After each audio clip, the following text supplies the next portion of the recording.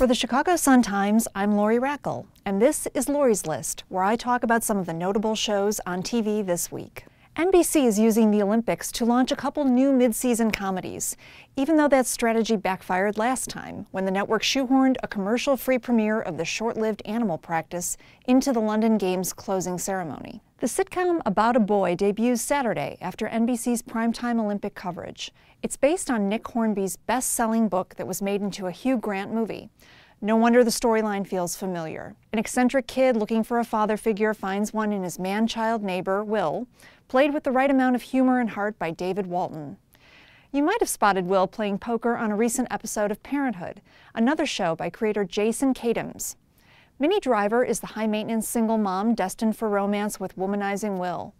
Let's hope the writers put that off as long as possible, better yet, never, and make the most of Will's funny married friends, the talented Al Madrigal, and Bridesmaids writer Annie Momolo. Get ready to resurrect the NBC fail hashtag. The network plans to follow up Sunday's closing ceremony with a preview of Growing Up Fisher. This miscast, tone-deaf family sitcom fails on multiple fronts, the biggest being J.K. Simmons' nonsensical character, a lawyer and father of two who's managed to hide his blindness from just about everyone.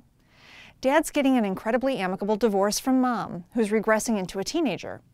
The comedy would need to be irreverent and edgy for this to have the slightest shot at success. Instead, it goes for a sappy, feel-good vibe with a Wonder Years-like voiceover by Jason Bateman. It's based on creator DJ Nash's actual childhood, but the element of truth doesn't make it any less absurd or more worthy of being a TV show. One of television's best reality competitions, The Amazing Race, returns to CBS for a new season stocked with familiar faces. The All-Star edition brings back some old favorites, the Harlem Globetrotters Big Easy and Flight Time, and the Cowboys from Oklahoma, as well as some teams we love to hate. I'm looking at you, Afghanimals.